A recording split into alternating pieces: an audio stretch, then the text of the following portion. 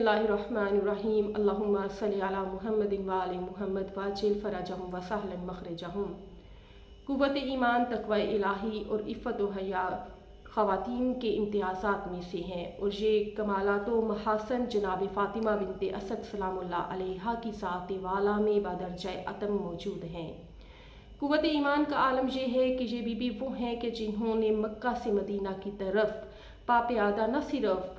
پاپیادہ بلکہ پابرہنہ ہجرت فرمائی، اور خوف الہی تقوی الہی کا یہ عالم ہے جب پروردگار عالم نے رسول خدا کو خواتین سے بیعت لینے کا حکم دیا۔ بی بی فاطمہ بنت اسد وہ خاتون ہے کہ جنہوں نے سب سے پہلے رسول پاک صلی اللہ علیہ وسلم کی بیعت کی، اور عفت و حیا کا یہ عالم ہے کہ جب رسول خدا صلی اللہ علیہ وسلم کو یہ فرماتے ہوئے سنا کہ میدان محشر میں لوگ برہنہ وارد ہوں گے، تو بی بی نے فریاد بلند کی، اور اس وقت رسول خدا صلی اللہ علیہ وسلم نے فرمایا کہ میں آپ کا ضامن ہوں۔ جناب فاطمہ بنت اسد سلام اللہ علیہا کی شان ان واقعات سے ہم پر روز روشن کی طرح نمایاں ہوتی ہیں۔ انہی واقعات میں سے ہم تاریخ اٹھا کے دیکھتے ہیں کہ جب رسول خدا صلی اللہ علیہ وسلم کو بی بی کی شہادت کی خبر ملی تو رسول پاک صلی اللہ علیہ وسلم نے فرمایا واہ مصیبتہ۔ عرب میں رواج ہے کہ جب کسی کا بہت بڑا نقصان ہو جائے یا کوئی مصیبت ایسی مصیبت عظمیٰ نازل ہو تو وہ اس وقت وائے ندا کا استعمال کرتے ہیں۔ رسول پاک صلی اللہ علیہ وسلم نے خبر سنتے ہی یہ فرمایا واہ مصیبتہ، یعنی میرا بہت بڑا اور بہت عظیم نقصان ہو گیا۔ اور ہم دیکھتے ہیں کہ رسول خدا صلی اللہ علیہ وسلم نے جو بی بی سے فرمایا تھا کہ میں آپ کا ضامن ہوں، جب بی بی کا تدفین کا وقت آیا تو رسول خدا صلی اللہ علیہ وسلم نے اپنا پیرہن مادر امیر المومنین علی علیہ السلام کو عطا فرمایا۔ آپ بی بی کی قبر میں خود تشریف فرما ہوئے اور بی بی کی تلقین خود پڑھائی۔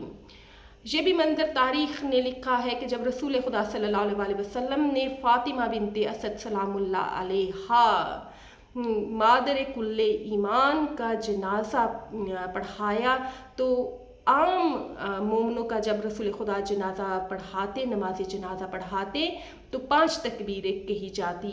لیکن جب بی بی کی نماز جنازہ پڑھائی تو رسول خدا صلی اللہ علیہ وسلم نے 70 تکبیریں کہیں۔ تو حضرت عمر نے رسول خدا صلی اللہ علیہ وسلم کی خدمت میں عرض کی کہ یا رسول اللہ، یہ کیا بات ہے کہ آپ نے ان خاتون کی نماز جنازہ پر 70 تکبیریں پڑھیں؟ رسول خدا صلی اللہ علیہ وسلم نے فرمایا کہ اے عمر، ابھی اللہ کا فرشتہ جبریل میرے پاس آیا اور اللہ کا یہ پیغام لے کے آیا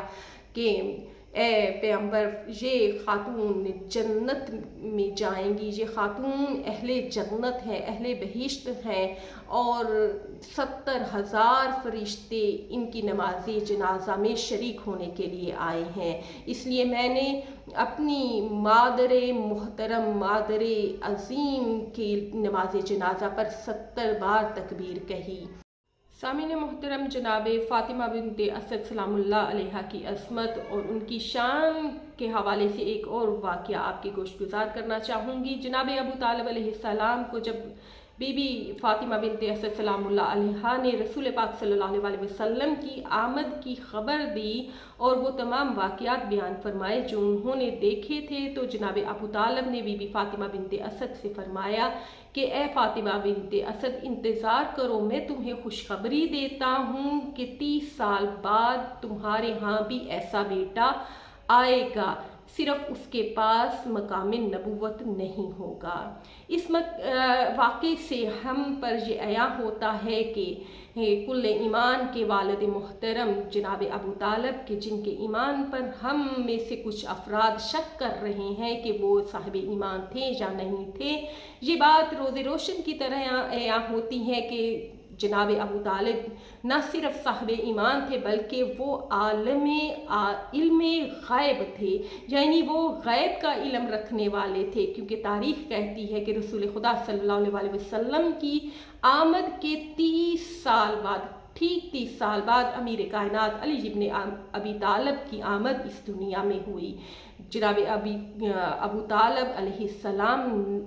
صاحب علم لدنی تھے، غیب کا علم جاننے والے تھے، ولی خدا تھے، اور جناب فاطمہ بنت اسد وہ ہستی ہیں کہ جن کو امامت اور نبوت جن کے دامن میں پروان چڑھی۔ پروردگار عالم سے دعا ہے کہ پروردگار مشکل کشا علی ابن ابی طالب کی والدہ معظمہ کے صدقے تمام محبان آل رسول صلی اللہ علیہ وسلم کی مشکلات کو حل فرمائے اور ہمارے وقت کے امام کے ظہور میں تعجیل فرمائے۔